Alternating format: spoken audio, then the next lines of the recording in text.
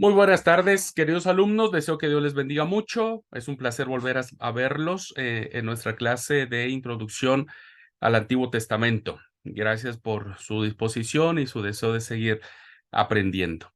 Bueno, estamos entonces en esta etapa donde nos encontramos con los valores que encierra el Antiguo Testamento como un signo de una nueva forma, una nueva perspectiva de encarar el Antiguo Testamento. Y bueno, vimos en la clase pasada lo que tenía que ver con la revelación de Dios, su autodefinición, su infinita capacidad de amar ante su escasa capacidad de castigar. Este, hemos analizado cómo el amor de Dios es tan incomprensible, ¿no? Que su amor lo da incluso para aquellos que no lo merecen, pero que Él es bueno y bondadoso para otorgarlo. Así que bueno, vamos a continuar, a terminar la clase que quedó. Nos faltó un puntito la clase pasada, eh, así que la vamos a terminar ahora. Bueno, nos quedamos con esta frase última que me parece interesante en relación a considerar cómo, leyendo el Antiguo Testamento, se tiene la impresión de que a Dios le importa poco la mayoría de las cosas que piensan las personas. ¿Por qué? Porque si sus palabras eh, si las palabras de estos hombres, como vimos, tanto de Job como del Eclesiastés, como de personajes tan depresivos como lo fue el profeta Jeremías, pues nos damos cuenta que estas palabras quedan marcadas en la Biblia, no porque todo esto sea verdad, ¿no? No todo lo que yo les estoy diciendo, por más pastor, consagrado, siervo de Dios que sea, significa que yo todo lo que yo les diga es absolutamente la verdad, ¿no es cierto? Cada uno tiene su propio discernimiento, cada uno su propio entendimiento de cómo se dan las cosas, etcétera, ¿no? Entonces, lo que leemos en esto no radica en cuál era la condición en la que estos personajes escriben el texto sagrado, porque pasan cada uno de ellos por distintas emociones, por distintas circunstancias, pero que evidentemente Dios permite que el ser humano se exprese en su dolor, en su sufrimiento, en su bronca, en su depresión, en su clamor, en lo que sea, ¿no es cierto? Y Dios lo permite. Por eso su palabra es tan rica, tan hermosa, tan confrontativa, pero también tan individualizada, ¿no? Como que nos podemos sentir muy identificados con esto. Así que nosotros vemos cómo Dios permite el amor de sus hijos más allá de las taras que uno pueda tener, ¿no? O de los fallos que uno pueda tener. Bueno, con esa idea nos quedamos. Y para seguir hablando sobre eh, la manera en que el Antiguo Testamento nos revela a Dios en este caso, ¿no? Tenemos que decir algo sobre esto. El ejemplo de unos hombres, que esto es la contrapartida, diríamos, ¿no? De la última idea que planteé. ¿Por qué? Porque como segundo gran valor, diríamos que el Antiguo Testamento nos enseña a vivir la fe, ¿no? Recuerden que la palabra es una palabra que se da desde la fe para la fe, ¿no? Entonces podemos ver en el ejemplo de varios personajes cómo su fe es un ejemplo para nosotros. Personas de carne y hueso que pasaron un montón de cosas y situaciones y demás, nos legan a nosotros su propia fe. Es decir, los hombres siempre hemos deseado modelos con que identificarnos, ¿no? Todos, cuando alguien decía, che, y si vos pudieras ser alguien de tus héroes favoritos, ¿cuál serías? Bueno, algunos se identifican con actores, artistas de cine, actores, campeones olímpicos, héroes militares, grandes empresarios, eminentes políticos.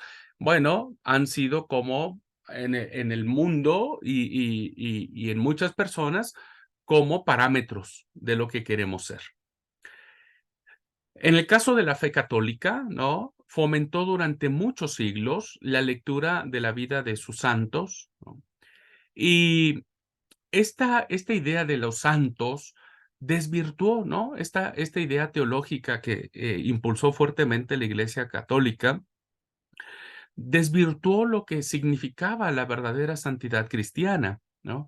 ¿Por qué? Porque estas biografías quedaron desprestigiadas en gran parte porque a veces sus autores deformaban la verdad, convirtiendo siempre en estos protagonistas como seres perfectos, angelicales y francamente insoportables, porque uno entra a cualquier templo católico y uno mira las esculturas, las fotografías, y parece ser que son fotografías de gente que no hizo ninguna macana, que no hizo nada, ¿no es cierto? Nada mal. Y esto, evidentemente, ¿no? Nos ha colocado a nosotros en decir, bueno, ¿vos sos santo? Y uno dice, no, no, porque yo no soy perfecto, ¿no? Entonces, nosotros tenemos siempre, de alguna u otra manera, el deseo de identificarnos con personas, que puedan, de alguna manera, reflejar lo que queremos ser o reflejar lo que somos, ¿no? Así que muchos cristianos no nos sentimos o no se sienten con la vocación de santos. Porque decimos, no, no somos perfectos, tenemos esta idea grabada, ¿no? Que impuso mucho la Iglesia Católica.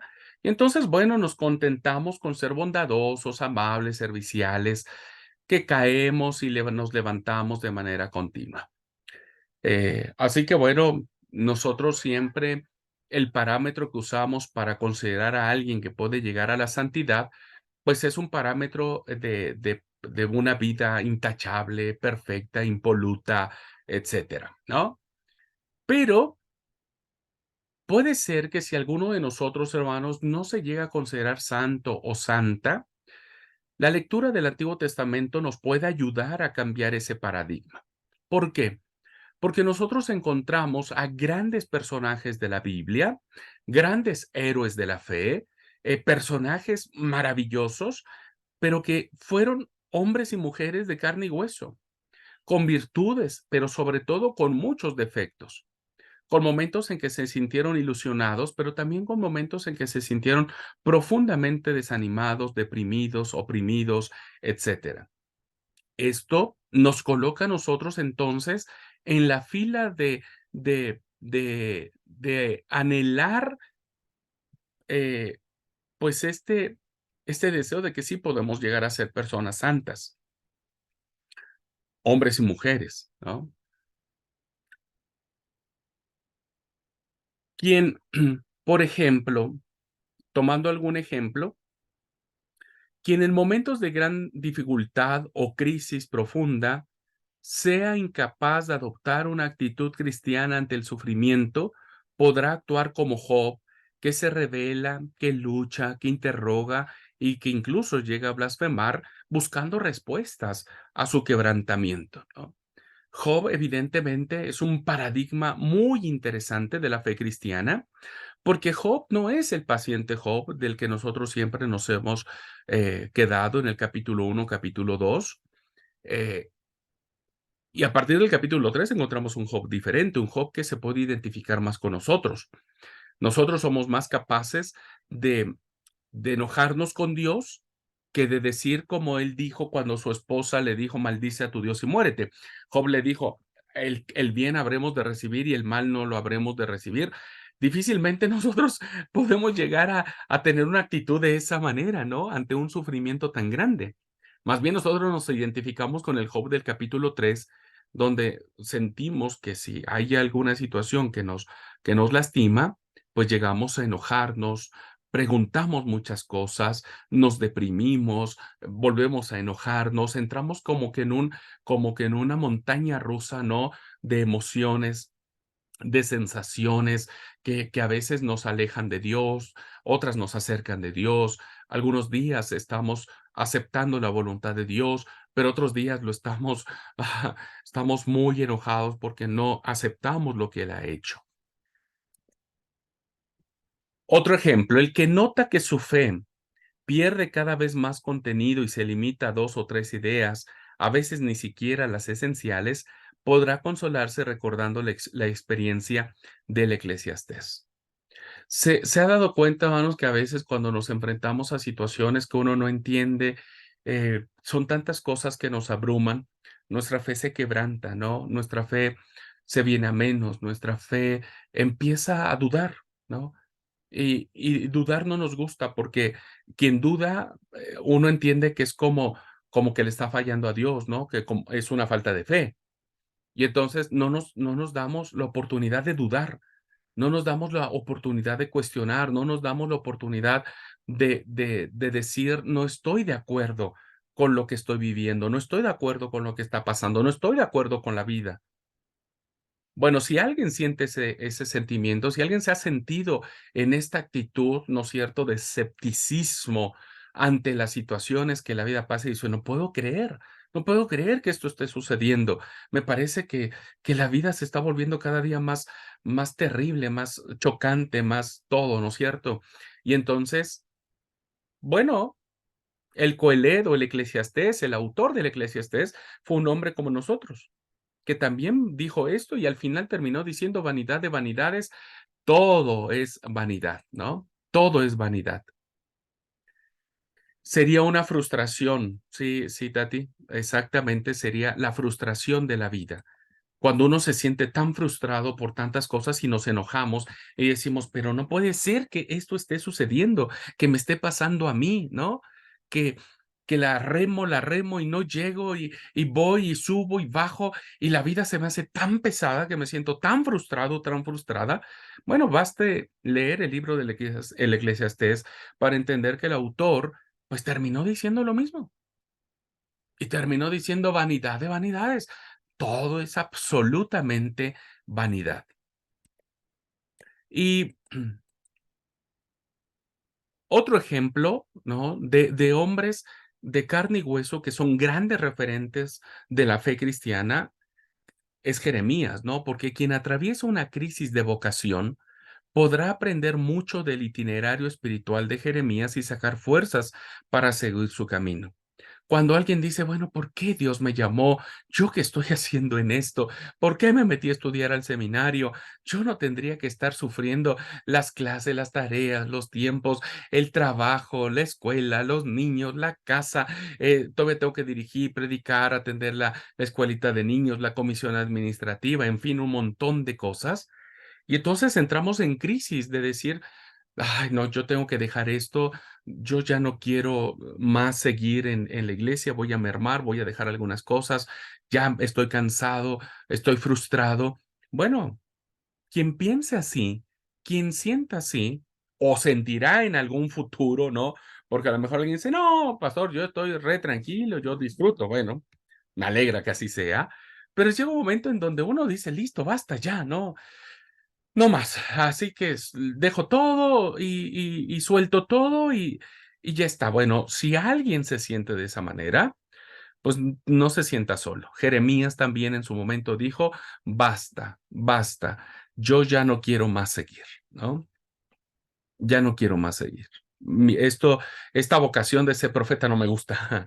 No me gusta lo que Dios me mandó a hacer. Es muy complicado, nadie me quiere, todos me odian, todos quieren mi muerte, nadie me hace caso, no soy bienvenido, la gente cuando me mira no le gustan mis mensajes y prefieren alejarse de mí, etcétera. Hermanos, queridos alumnos, el Antiguo Testamento nos refleja personas de carne y hueso, como vos, como yo, ¿no es cierto? Que evidentemente nos colocan en el umbral de decir, si ellos pudieron ser inscritos en el tablero de los héroes de la fe, pues nosotros no podemos perder la esperanza, ¿no? Y también podemos llegar a ser un gran personaje, hombres y mujeres de profundas convicciones bíblicas, pero también hombres y mujeres con profundas falencias y profundos, como yo siempre digo, procesos de construcción, ¿no? Seguimos construyéndonos día a día. Así que fíjense algo bien interesante que quizás nosotros pasamos por alto, pero hoy lo podemos rescatar. Hay un hecho curioso que justifica todo esto. Cuando leemos en el Antiguo Testamento la carta a los hebreos, ¿no? El autor intenta presentar a los cristianos quienes pueden servirles de modelos para su fe. Es decir, cuando el autor a los hebreos dice, ¿qué puedo decir? ¿Qué parámetros, qué referentes, qué modelos puedo utilizar para considerar a tal o cual persona, ¿no es cierto?, como un modelo de fe cristiana? ¿Y saben a quién utiliza? Pues a los personajes del Antiguo Testamento, a estos que estamos mencionando, que aunque no conocieron a Jesús, su ejemplo de obediencia a Dios, su desprendimiento, valentía, constancia en el dolor, siguen siendo válidos para nosotros. ¿Por qué? Porque aunque fueron personas con profundas carencias, también fueron personas que aprendieron a partir de sus procesos de transformación, ¿no? Fueron personas que no bajaron los brazos. Jeremías dijo, listo, no puedo más. Si yo pudiera decirle a Dios hasta aquí dejaría. Pero Jeremías termina diciendo, pero no puedo porque su amor es tan fuerte que es un fuego que me quema, que me penetra hasta lo profundo de los huesos, no lo puedo resistir y por lo tanto no puedo dejar a Dios.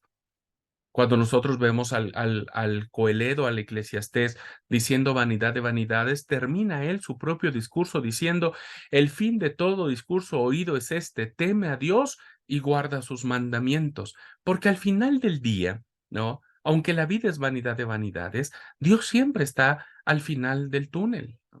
Job terminó diciendo, de oídas te había oído, pero ahora mis ojos te ven, ¿no? Ahora mis ojos te ven, ahora te conozco de una manera diferente. Así que no debemos considerar los hombres lejanos y extraños, ni a ellos, ni a Abraham, ni a Isaac, ni a Jacob, ni a David, ni a Salomón, ni a nada, sino como una gran nube de testigos de la fe cristiana. Así que el Antiguo Testamento nos anima a cada uno de nosotros a entender que hay esperanza. Muchos de nosotros no aceptamos el desafío de Dios porque nos sentimos indignos, faltantes en muchas cosas, carentes en muchas cosas, con muchas falencias, con muchas limitaciones, pues porque soy joven, porque no tengo experiencia, porque no sé, por mil y un cosas. Creo que revisar esto nos lleva a entender que el Antiguo Testamento nos coloca en una mejor posición de, de saber quiénes somos ante los ojos de Dios. Así que bueno, terminaríamos que faltaba este pequeño repaso, o no repaso, perdón, este apunte en relación a entender cómo Dios, en su infinita misericordia, sigue poniendo a personas como los fueron los grandes hombres del Antiguo Testamento hacia nosotros. Esther es un ejemplo clásico, ¿no? Hablando de mujeres. Esther fue puesta en un lugar de honor, de privilegio para salvar al pueblo de Israel, pero Esther tuvo miedo y dijo, no, yo no quiero meterme en problemas, no quiero perder la cabeza, no quiero, ¿no? Y uno diría, pero Esther, ¿por qué haces eso? ¿No confías en Dios? ¿No esperas en Dios? No, es la respuesta que muchos de nosotros damos ante situaciones a las que nos da miedo. Cuando algo nos da miedo, decimos, no, a todos nos pasa. Y a veces nos sentimos culpables, de decir, híjole, cómo no dije que sí? ¿Por qué dije que no? ¿Por qué me negué? ¿Por qué mil cosas? Pues es una reacción tan humana que aparece en el texto sagrado. Pero después de que Esther fue reconvenida por Mardoqueo, Esther terminó diciendo, si perezco, que perezca. ¿Por qué? Porque el proceso de transformación que nosotros tenemos como seres humanos nos coloca cada día en la oportunidad de ir siendo mejores para Dios, como lo fueron los grandes personajes de la fe. No vamos a ser esos santos, no va a estar mi foto pegada en una iglesia y a la cual le van a poner más pelo del que ahora tengo, ¿no? En mi fotografía, y van a poner un rasgo así de wow, ay sí, qué santito era el pastor Abraham, cuando en realidad no lo soy, ¿no? Soy un hombre con profundos defectos, con profundas equivocaciones, con profundas luchas espirituales, carnales, que sigo teniéndolas, ¿no es cierto? Que algunas triunfo, algunas fracaso, pero que sigo manteniéndome en esta grande nube de testigos, creyendo que Dios sigue obrando, transformando mi vida, como también lo tiene que hacer con la tuya, ¿ok? Tiene que hacerlo con la tuya. Muy bien. Ahora voy a compartir con ustedes una clase que es muy interesante. Hasta acá cerramos el tema de lo que es el amor de Dios hacia los paganos, cómo Dios utiliza a las personas en función de, eh, de sus, de sus defectos y no los juzga, ¿no? Por eso los dejó en la palabra, no los cambió el Señor. Y vemos también cómo estos hombres y mujeres llenos de falencias siguen siendo nuestra inspiración para crecer. Pero ahora quiero llevarlos a ustedes. No, este no es. Perdón.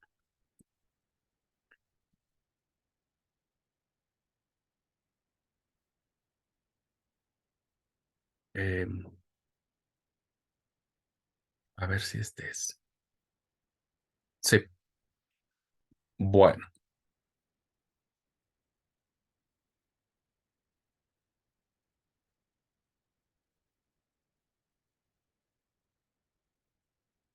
no sé qué pasó acá.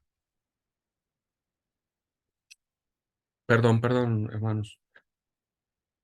Me, no sé qué. Ok,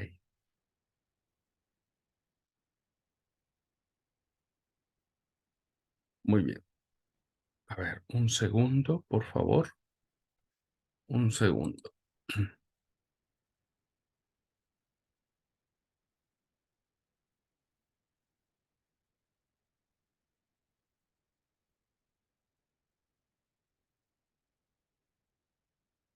Ujú. Ok, estamos.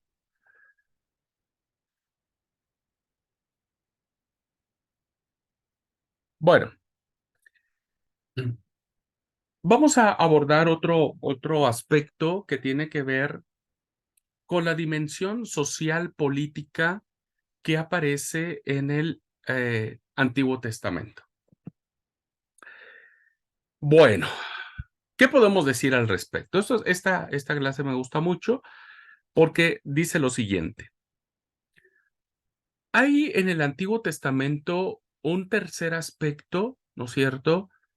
Que el primero era cómo Dios se autodefine, el segundo aspecto era cómo Dios utiliza a personas para decirnos que Él tiene sus planes y Dios obra de una manera que nosotros no comprendemos y utiliza personas que nosotros a veces no entendemos, ¿no?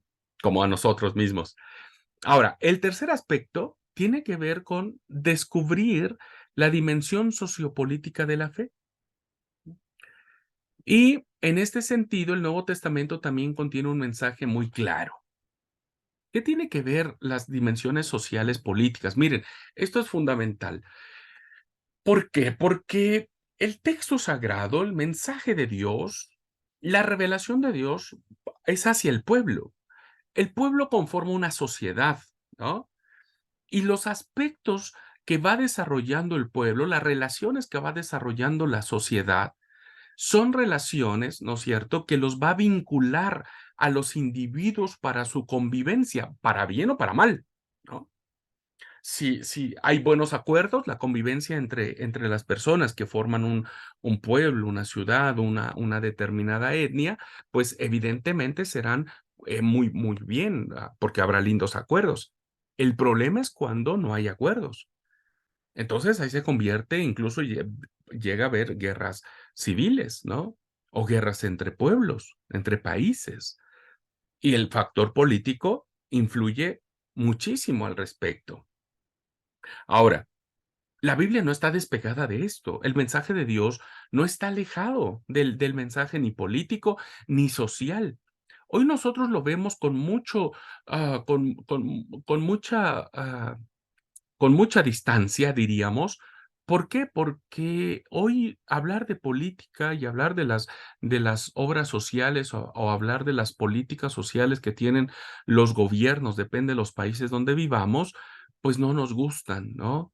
Son desastrosas. Siempre van en función de hacer más rico al rico y hacer más pobre al pobre. ¿Por qué? Porque los pobres siempre serán funcionales para los políticos. Un político nunca podría sobrevivir sin los pobres. Por eso es que los pobres no terminarán. Porque las políticas sociales que los gobiernos, que los políticos implementan, no son para acabar la pobreza, sino para mantenerla, porque es su capital político. Entonces, ustedes han visto cuando se hacen campañas políticas, pues los políticos van y utilizan a los pobres como bandera política, ¿no es cierto? Y por eso vemos candidatos que nunca se acercaron a un barrio pobre, que nunca comieron en la vereda, que nunca se acercaron a gente en necesidad, pero en campañas políticas los vemos allí, ¿no? Comiendo en las veredas, yendo a las ferias, no sé, ¿m? Tocando de casa en casa, después ya ni los vemos nunca, ¿no? Este problema, este acercamiento, es lo que también el texto sagrado nos lo va a plantear como una conciencia, el despertar de una conciencia. Miren, cuando nosotros leemos el canto de María, que aparece en el Nuevo Testamento, en el Evangelio de Lucas, capítulo 1, 52, 53, que se le conoce con el nombre del Magnificat, dice este canto que el Señor ha derribado del trono a los poderosos y ha exaltado a los humildes. A los pobres los sacia de bienes y a los ricos los despide vacíos. Este es un mensaje político profundamente declarado. ¿Qué vemos aquí? Dice que el Señor ha derribado del trono. ¿Quiénes habitan en el trono? Pues los políticos, los gobernantes, los emperadores, ¿no? Los reyes, que ellos siempre tienen la palabra final. Son los que siempre salen beneficiados. Son los que hacen que sus riquezas vayan en aumento. Son los que cometen actos de corrupción. Son los que tienen la lapicera o la virome en la mano. ¿Y qué es lo que dice este mensaje que va directamente al corazón político de una sociedad? Que Dios tiene el poder para destruir a cualquiera de estos políticos, por muy poderosos que sean. No importa el apellido que tengan, ni la potencia mundial que gobiernen. Así que no hay político que se puede sorbar ante la presencia de Dios. Y por lo tanto, en este mensaje hay una comparación entre el poderoso y el humilde. Y Dios siempre va a estar del lado de los humildes, ¿no? No porque Dios esté peleado con el poderoso. Dios está peleado con el poderoso que aflige al humilde, que lo esclaviza, que se vale de él para sus perversas intenciones. De eso Dios está muy, muy enojado, ¿no es cierto? Y siempre va a defender a aquellas personas que por su propia condición sociopolítica, que de acuerdo a su condición social, económica, ¿no? Los ubican dentro de la pobreza, de la marginalidad, los ubican dentro de lo que es, pues sí, los índices de indigencia. Bueno, el Magnificat da un golpe muy, muy poderoso a esto. Y ahora fíjense cómo el Magnificat ataca las clases sociales. Hay clases sociales, ¿no es cierto? Los pobres y los ricos.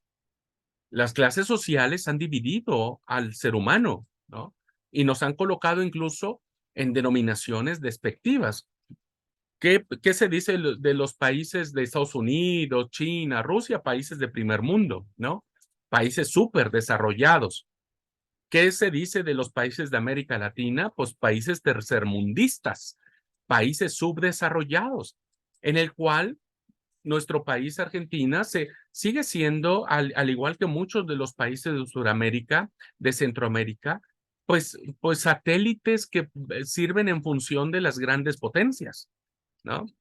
Y fíjense cómo el canto que María eleva va directamente a diferenciar y a condenar las clases sociales existentes. A los pobres los sacia de bienes. El pobre, el que no ha tenido las condiciones para desarrollarse correctamente, el que no ha tenido la oportunidad de valerse de dinero extraño, pues para sus propios intereses. Bueno, a esa clase social el Señor los sacia de bienes y a los ricos los despide vacíos. Hay una clara condena hacia la riqueza. Ahora, volvemos a lo mismo. Dios no condena la riqueza, ¿no? No condena la riqueza. No caigamos en ese error de que, ay, sí, el hermano porque tiene mucha plata y porque tiene casas y tiene auto está mal. No, no está mal. Absolutamente está mal, ¿no es cierto? ¿Qué es lo que Dios condena? Condena la riqueza que no es compartida con el necesitado. Condena la riqueza o el corazón de los ricos que solamente piensan en sí mismos y no piensan en otras personas más, ¿no? Solamente en ellos mismos. Y esto es lo que condena el canto de María.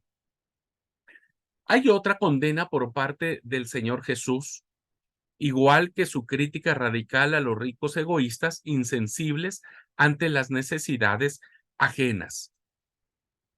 Jesús siempre va a condenar al rico, ¿no es cierto? Pero a ese rico que es egoísta, a ese rico que es, este, que no le interesa. La parábola de Lázaro y el rico es una clara condena social de Jesús, ¿no es cierto? Ante el rico que nunca siente compasión por el pobre. Al rico, ¿no es cierto? Que pudiendo tener mucha plata, que a veces hay personas que ya no saben ni cuánta plata tienen, y siguen acumulando, acumulando y siguen haciendo negocio, negocio, pero jamás tienen en su mente y en su corazón ayudar a alguien, decir, ok, yo voy a hacer plata, tengo mucha plata, pero algo de esto que Dios me ha bendecido, lo voy a destinar, lo voy a compartir, voy a hacer algo para aliviar la necesidad, para aliviar pues lo que pueda necesitar alguna persona. Eso es lo que condena el Señor Jesucristo. Porque Jesús tenía amigos ricos, ¿no? Pero sus amigos ricos siempre hacían caridad hacia los pobres. Y eso a Jesús le complacía, porque somos bendecidos para bendecir a los demás. Y a veces uno dice, ah, bueno, yo me zafé de eso porque no soy rico, yo ni plata tengo, soy re pobre. No es cierto, hermanos. Nadie es tan pobre como para no poder darle a otras personas algo. Nadie es tan pobre. Todos tenemos en cierta medida riqueza. Y aún a veces nosotros decimos, no, yo no soy rico y bueno, la condena no es para mí. No, tal vez aún teniendo poquito, y si ese poquito tampoco lo compartís con quienes puedes ayudarles a tener una mejor calidad de vida, pues también la condena que hace Jesús es para, para nosotros, ¿no? Y finalmente vemos en la carta a los Santiagos cómo hay una denuncia tan enérgica a los ricos, ¿no? Ricos, llorad y aullad, dice el, el, eh, el autor a la carta de los Santiago, a Santiago, perdón. Porque evidentemente el autor está mirando cómo de manera eh, descarada, de manera sin tener un poquito de vergüenza, está mirando cómo no hay nada que pueda hacerse a favor de los pobres, ¿no? Del necesitado. Y yo creo que estas condenas, hermanos, siguen estando presentes en las sociedades de hoy y que mucho ayudaría a nuestros países, ¿no? Poder y a nuestras iglesias poder entender esta denuncia social que hace el Antiguo Testamento, el Nuevo Testamento, pero que está ligado mucho al Antiguo Testamento, ¿no? Y entonces, ¿qué hacemos, hermanos? Cuando leemos las denuncias del Señor hacia los ricos, cuando leemos el Magnificat, cuando leemos la parábola del rico y Lázaro, cuando leemos la carta de los Santiago, dijimos, ay, qué bonita la palabra del Señor. Pocas veces denunciamos esto desde nuestros púlpitos, ¿no es cierto? Pocas veces hay esta denuncia a nuestras congregaciones diciendo, hermanos, ¿cómo estamos aliviando las necesidades sociales de las personas que nos rodean? Alguien me dijo, pastor, no, yo no le doy a esos vagos porque esos vagos solamente se la pasan rascándose la panza, tomando mate todo el día, ¿no es cierto? Cobrando planes sociales y demás. Y yo le decía, hermano, mire, tiene usted razón, esa es una realidad que no podemos eh, eh, evadir, es cierto. Y a veces a muchos de nosotros nos da bronca que eso suceda porque muchos laburamos todo el día, toda la tarde y toda la noche, ¿no? Y pagamos los impuestos y demás. Pero yo le digo, hermano, Pídale a Dios sabiduría y pídale discernimiento. Pídale a Dios que abra sus ojos para que usted pueda mirar a las personas que verdaderamente puedan necesitar su ayuda. No se justifique. No tome eso como pretexto para decir no voy a ayudar, no voy a dar nada, porque parece ser que uno mete en la bolsa a todas las personas y uno no puede meter en la bolsa a todas las personas. Uno siempre que tiene que ser guiado por el Espíritu Santo para poder entender y poder saber quiénes son. Yo siempre le digo, ahora Tati, te doy la palabra, yo siempre le digo a todos, les digo a ustedes alumnos, me digo a mí mismo, todas las mañanas, Señor, abre mis ojos, porque si este día yo tengo que bendecir a alguien, pues ayúdame a saber, ayúdame a abrir mis ojos. No, no permitas que vaya yo por la calle sin mirar a las personas. Déjame mirarlos. Y cuando yo sienta algo, voy a saber que es tu espíritu quien me está guiando a bendecir a tal o cual persona. Uno tiene que hacer de esa manera, ¿no es cierto? Sí, Tati, adelante. Sí, quería comentar, ¿se me escucha bien? No sé si se escucha bien. Sí, Tati. Sí, sí. Eh, bueno, sí, voy, me espera un cachito. Bueno, quería aportar que normalmente una persona que se pone a fijar a dónde ofrenda, para qué clase de gente o para quién va a aportar, no tiene nada de espiritualidad, porque eso iría con la,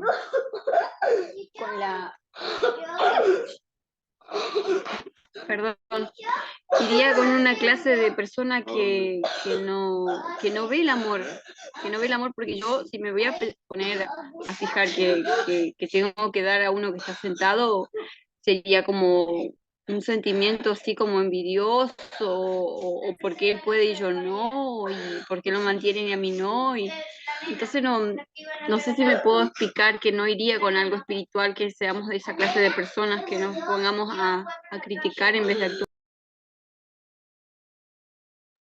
Sí, Tati, muchas gracias. Es cierto, o sea, a veces nosotros usamos o elegimos más de un pretexto eh, para no dar, para no ver al otro, ¿no es cierto?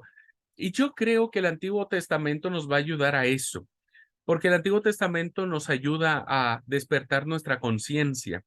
Miren, aunado a lo que dijo Tati, puedo decirles que las personas conservadoras, políticos, socialmente, leen a gusto el Magníficat, escuchan sin temblar la parábola del rico y Lázaro, ¿no es cierto? Y no pasa nada, podemos escuchar esta parábola en nuestros púlpitos y decir, ah, qué lindo estuvo, ¿no?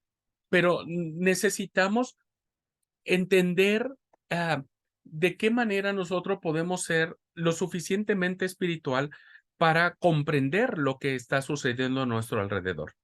Por eso, para superar esta postura tan errónea en la que están en juego el hambre y la sed, el trabajo y la esperanza de millones de hijos de Dios y hermanos nuestros, porque al final del día siguen siendo nuestros hermanos. Ese que está allí, pues es hecho también a imagen y semejanza de Dios. A veces decimos, no, no, ¿por qué ese no ha aceptado a Dios? ¿Por qué no conoce a Cristo? ¿Por qué no es mi hermano? Y no lo sé. Si todos venimos de la misma fuente, ¿no? Bueno, el Antiguo Testamento nos ayuda a despertar esta conciencia y a no quedarnos en decir, ah, pues qué lindo estuvo el sermón, pero que no haya esta parte espiritual de que Dios abra nuestros ojos para poder entender cuál es nuestra función de bendecir. Voy a poner un ejemplo que es muy lindo, que aparece en el libro de este autor, Koshan, es un autor ruso. El libro se llama Rusia en Revolución y cuenta un caso muy interesante. Durante la Segunda Duma, ¿no? Que son las formas de gobierno que se tienen en Rusia, un campesino de Kiev, ¿no? Ahora que está muy de moda esas zonas profundamente devastadas por la guerra, un campesino de Kiev llamado Sakhno, tuvo un discurso a propósito del injusto reparto de la tierra. Miren, Y vamos a escuchar el discurso, ¿no?, que aparece en este libro, Rusia en Revolución, para darnos cuenta de cómo el Antiguo Testamento despierta nuestra conciencia al respecto. Fíjense lo que Sájano dijo en este discurso cuando se empezó a repartir la tierra y vio que la repartición era de manera injusta. Pero hay un elemento importantísimo que aparece en este discurso. Vamos a leerlo. Sájano empieza diciendo, el libro, perdón, dice, los sacerdotes, cuando hablan en la iglesia a los campesinos pobres, dicen, fíjense, hay un elemento aquí eclesial, ¿no es cierto? El sacerdote, que supuestamente es la figura de Dios, el representante de Dios en la tierra, ellos dicen cuando hablan con los pobres, no corráis tras los ricos, no, no corráis tras ellos, no pidáis tierras para vosotros. Recordad lo que dice la Escritura, cristianos verdaderos, buscad primeramente el reino de los cielos, lo demás os dará por añadidura. Aquí hay una crítica social muy fuerte a la comprensión que se tiene del texto sagrado. Y entonces se usa el texto sagrado para manipular la injusticia del rico contra el pobre. Y esta injusticia está justificada en esta historia que estamos analizando por el mismo clero, por la misma jerarquía eclesiástica, ¿no? Los sacerdotes dicen, no, a ustedes no les interesa la plata. ¿Para qué quieren ganar dinero? ¿Para qué quieren tener más tierras? ¿Para qué quieren ustedes tener mejores condiciones de vida? No, ustedes confórmense con lo que tienen, al fin que la Escritura dice, ¿no es cierto? Que lo más importante es buscar el reino de Dios. Y entonces, una forma tan sutil, manipulable del texto sagrado para justificar una injusticia de esto. Sigue diciendo en este discurso de Sagno, pero ¿por qué el terrateniente puede poseer un montón de tierra mientras el campesino no le queda más que el reino de los cielos? También dice el libro de Levítico, fíjense, aquí hay una lucha, diríamos, de textos bíblicos, ¿no? Dice el libro de Levíticos que la tierra pertenece al Señor y todos tenemos derecho a ella. Esta actitud, hermanos, es de verdad muy reveladora. ¿Por qué el pobre tiene que seguir siendo pobre? ¿Por qué el terrateniente puede tener muchas tierras, muchas veces obtenidas de mala manera, ¿no es cierto? ¿Y por qué el pobre solo se puede contentar con el reino de los cielos? A veces muchos terminan diciendo, hermano, usted no se preocupe, mire, lo importante es la vida eterna, lo importante es la eternidad. Eso, hermanos, no es tan así. Si bien es cierto, esperamos la vida eterna y sabemos que la vida eterna estaría, recordemos que la vida eterna ya está ahora. Cuando comemos el pan y bebemos el vino en la cena del Señor, el Evangelio de Mateo dice que nosotros tenemos vida eterna. No dice tendrán vida eterna, no está en futuro, está en presente. Tienen vida eterna. Entonces nosotros ya vivimos en la vida eterna y por lo tanto, ¿no es cierto? Y por lo tanto, nadie puede tomar un texto para manipularlo para su propio beneficio, ¿no es cierto? Y no permitir entender, entonces decir, ok, si Mateo dice que debemos buscar el reino de los cielos, Levítico dice que la tierra es del Señor y por lo tanto nos pertenece a todos. Yo también puedo tener tierras, puedo vivir bien, puedo tener mi plata, puedo tener mi auto, puedo tener muchas cosas, ¿no es cierto? Y entonces todo está bien. Fíjense, ¿qué es lo que pasa, hermanos? Y es una crítica muy constructiva, pero es necesario que la entendamos para romper estas, estos pretextos de los que hablaba un poco Tati, ¿no? ¿Qué pasa con el pastor? Mucha gente dice, no, el pastor no tiene que tener tanto lujo, pues si es el siervo de Dios y él tiene que conformarse con lo que gana y no, le voy a dar al pastor una platita. No, ¿y por qué? Si él tiene sus salarios, él cobra, nosotros diezmamos y a él le paga, ¿no es cierto? ¿Qué dice la iglesia cuando el pastor se va a vacaciones? Oh, sí, mira, el pastor se va a vacaciones, yo ni voy de vacaciones, pero él sí se va, él no tiene derecho a eso, porque yo tampoco lo tengo. ¿El pastor quiere un auto bonito? No.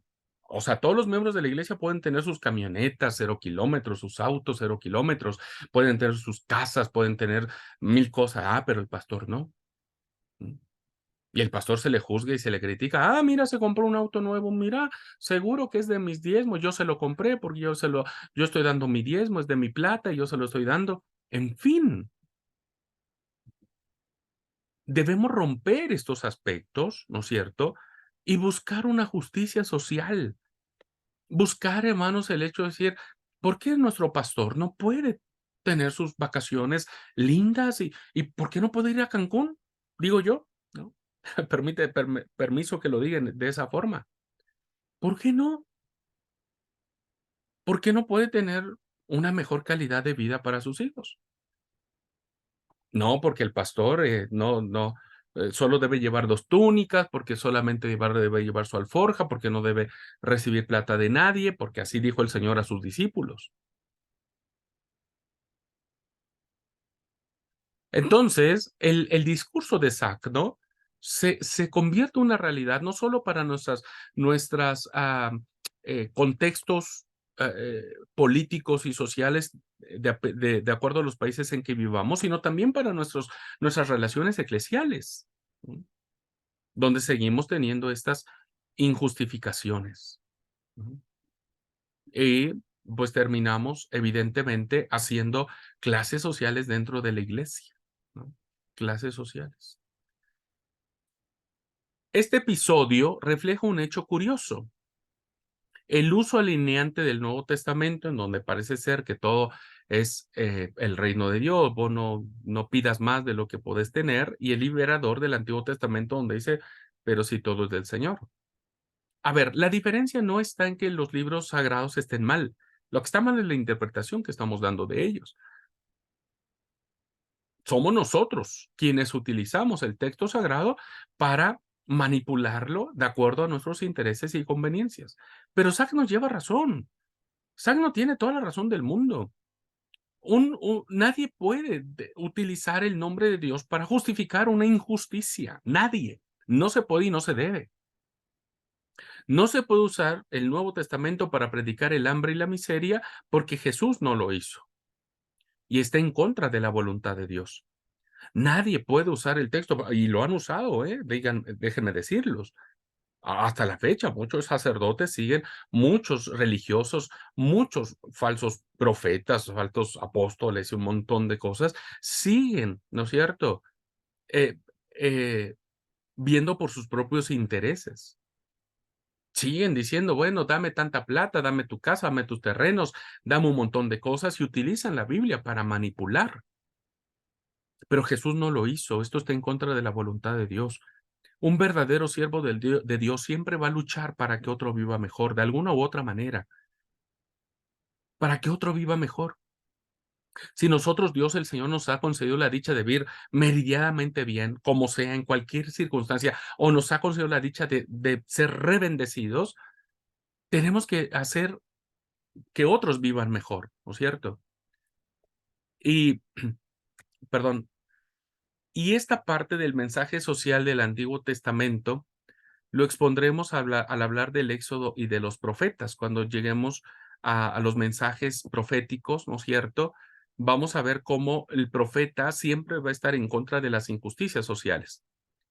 Ya veremos que la lectura de estos libros obliga a cambiar de mentalidad y nos hace enfocarnos en las cosas de forma muy diferente. Ningún conocedor de los profetas se extrañará de estas palabras que tiene un gran cantante argentino, Atahualpa Yupanqui, que quizás muchos lo conocen, ¿no? Yo no lo conocía hasta que lo descubrí hace 3 años, y que Atahualpa Yupanqui tiene unas palabras muy interesantes. Hay una cosa en el mundo más importante que Dios. Ya desde ahí suena como una herejía, ¿no es cierto?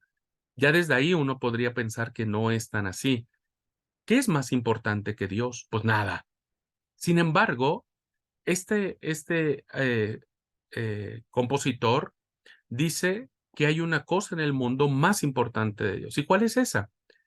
Que un hombre escupa sangre para que otro viva mejor.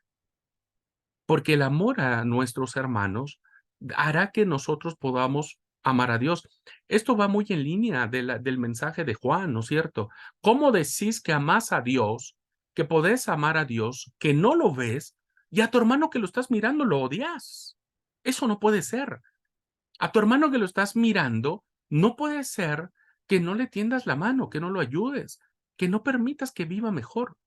Y me encanta la frase de Atahualpa Yupanqui cuando dice que no hay quien escupa sangre, quien haga un sacrificio para que otro viva mejor. No, no hay muchos, no voy a generalizar. Seguramente debe haber personas, ¿no es cierto?, que estén pensando en el otro, que digan, bueno, tengo esta platita, bueno, lo doy para los misioneros, lo doy para Cristo viene, lo doy para plantando iglesias, lo doy para una persona en necesidad, le doy al pastor para que compre, que se coma un buen asado, ¿no es cierto?, un buen asado, que coma con su familia, con sus hijos, aunque yo no lo esté comiendo, pero si él está contento, yo voy a estar contento. Hermanos, cuando alguien escupe sangre para que otro viva mejor, ese es el mensaje que encontramos en los profetas y en el mismo Señor Jesucristo. Voy a compartir con ustedes, voy a hacer un alto y voy a compartir con ustedes la canción de Atahualpa Yupanqui, que es maravillosa. Yo quiero que la escuchen, por favor, escúchenla. Y la platicamos ahorita que regresemos, ¿ok? Déjenme primero encontrarla. Eh,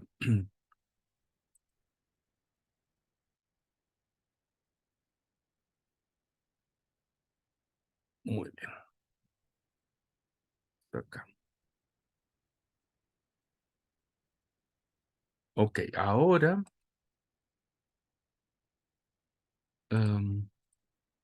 tengo que jalarla de acá. Muy bien. Tati, ¿me avisas si se escucha? Te lo agradecería. Vamos a ver Dale. si se escucha. No, señor. Está por acabarse mi pila. A ver, Yo hice una canción que Sí, se escucha bajo. muchas satisfacciones y muchos dolores. a ver. Está al 100. Yo tengo al 100 todo. Em,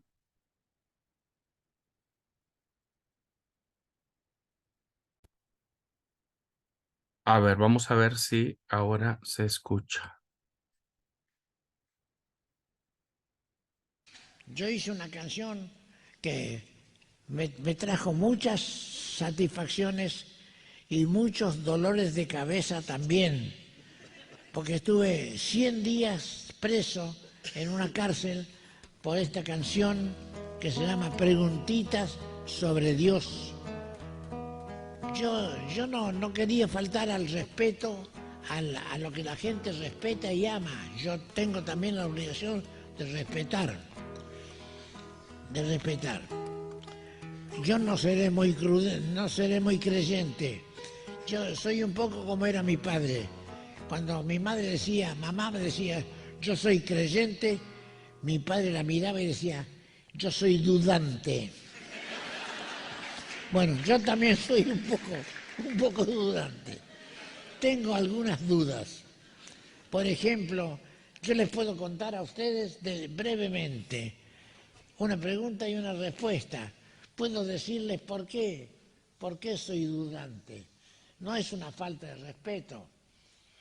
Por ejemplo, cuando dicen, una vez me preguntaron, ¿usted cree en Dios?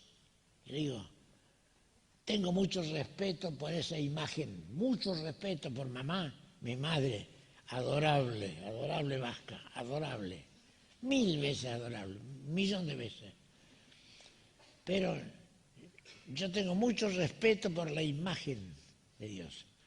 Pero, no sé, tengo también una duda que quisiera aclararla. Una vez que termine mi duda, yo puedo entonces recién rendir mi homenaje a Dios.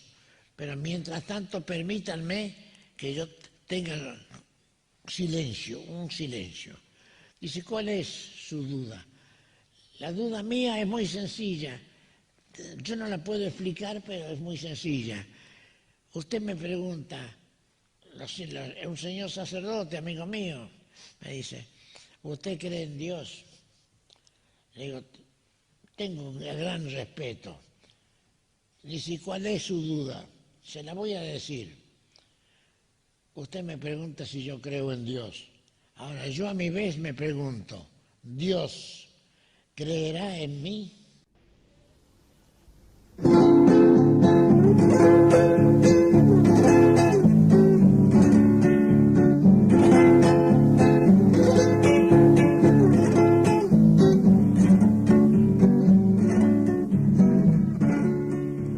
Un día yo pregunté, abuelo, ¿dónde está Dios?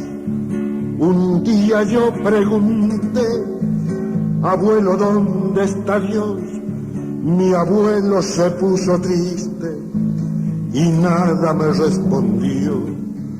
Mi abuelo murió en los campos, sin rezo ni confesión, y lo enterraron los indios, flauta de caña y tambor, y lo enterraron los indios, flauta de caña y tambor.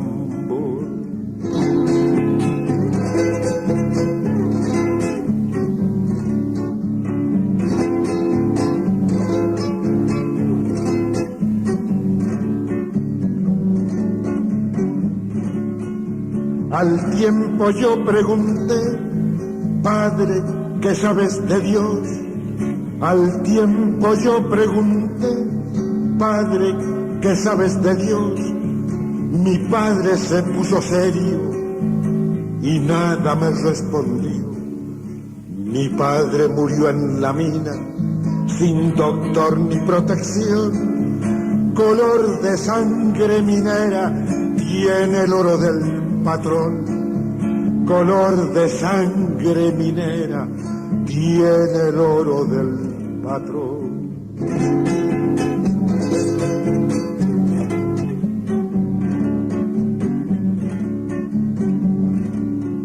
Mi hermano vive en los montes y no conoce una flor. Mi hermano vive en los montes y no conoce una flor. Sudor, malaria y serpientes, la vida del leñador.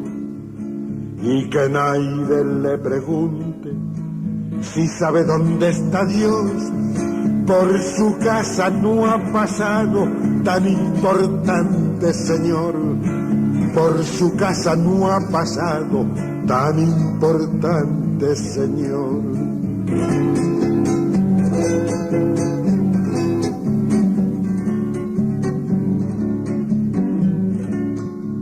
Yo canto por los caminos y cuando estoy en prisión.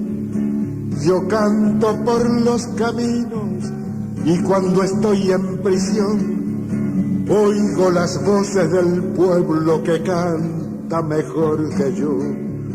Hay un asunto en la tierra más importante que Dios y es que nadie escupa sangre pa' que otro viva mejor. Y es que nadie escupa sangre pa' que otro viva mejor. Que Dios vela por los pobres, tal vez sí y tal vez no, pero es seguro que almuerza en la mesa del patrón. Pero es seguro que almuerza en la mesa del patrón.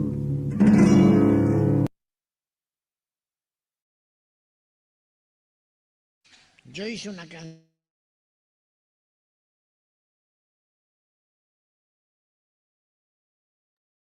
Muy bien, pues esta es una canción que a mí me impactó muchísimo, ¿no es cierto? Y que contiene una gran verdad. El abuelo, cuando le preguntaron dónde está Dios, no supo decirle y terminó solo.